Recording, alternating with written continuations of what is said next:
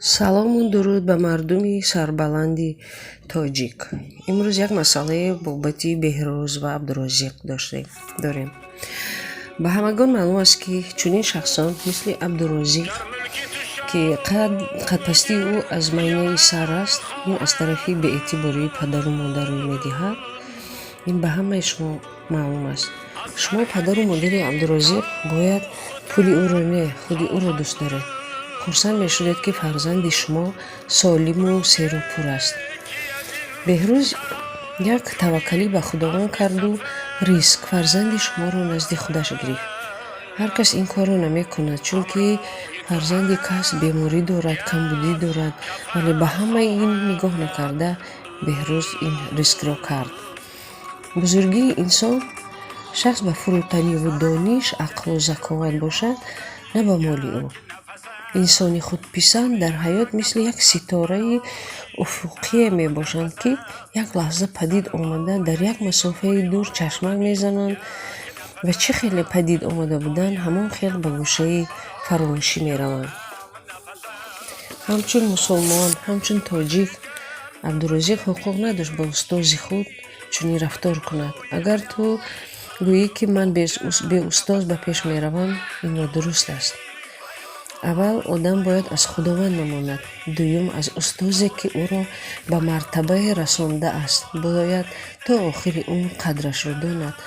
агар туро падару модарат ба дунё оварда ва ба воя расонида бошанд, пас устозат туро ба ин мартабаҳо расонид.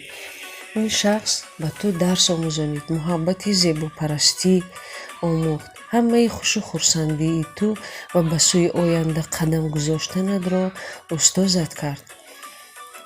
нав ту ба балоғат расидӣ. Беҳрӯз ақл дошт, ки агар бо вай нишаста ба як маслиҳат меомадед, беҳтар буд. ҳаққи устоз аз падар беш аст. зин сабаб устоз дар падар аз ҳаёт баҳра диҳад, устоз аз наҷот баҳра диҳад. падар агар туро ба воя расонид, вале устозат туро аз ҳамаи зиндагии паст наҷот дод. дар дунё аввал худованд ва як чиз як касро сабабгор мешавад, ки ба пеш қадамҳои устувор гузорад. ин пули дунявӣ одамро ҳам беобрӯ мекунад, ҳам ба обрӯ мекунад. аз ин ҷиҳат Абдурозиқ ба 2 сум пул шуда устозатро фаромӯш накун. ту бояд ҳамчун шогирд ӯро то ҳастӣ ҳурматашро ба ҷо биёрӣ. ҳар чӣ дигарон гӯянд, ту фақат ба устозат гӯш беандозӣ. ҳатто аз рӯи мусулмонӣ бошад, ӯро ҳурмат кунӣ. бо иҷозати ӯ бишинӣ, агар якҷоя бошед. бо ҳикмат бошӣ, бо иҷозат аз ҷой бархезӣ. агар шумо дар як маърака ҳамроҳ бошед, бояд бо иҷозати ӯ аз ҷой бархезӣ. вақте ки Беҳрӯз туро бачаи худам гуфта муроҷиат мекунад, ту ҳам бояд ба гӯшу чашми ақл қабул намоӣ. ҳар чӣ мегӯяд ба ҷону дил ба ҷой орӣ.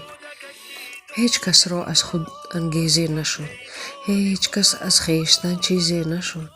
донаи ангуру тухми харбуза то бари деҳқон нарафт, чизер нашуд. то бурун норанд оҳанро зи санг, ҳеҷ оҳан ханҷари тезер нашуд. ҳеҷ ҳалвогар нашуд устоди кор, то ки шогирди шакаррезер нашуд.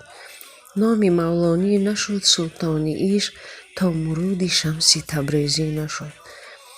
аз ин лиҳоз муроҷиат ба падари Абдурозиқ, агар вай шуморо ҳурмат кунаду гӯш кунад, насиҳат кунед, бегонапараст нашавад, ба назди устозаш баргардад, бахшиш пурсад, боз якҷоя корашонро пеш баранд. ҳарчӣ ҳам агар Беҳрӯз пулашро хӯрда бошад, ҳам ҳақ дорад. пул ёфт мешавад, вале одамгарӣ не. фаромӯш макун ҳаққи устози илм, ки ба ҳар ҳиммати ӯст бунёди илм. агар дар дилат меҳри устоз нест, ба дасти умеди ту ҷуз бод нест. ин гуфтаҳои ман қариб ба ҳамаи тоҷикон дахл дорад, ки бегонапараст нашавед, обрӯи миллатро пас назанед.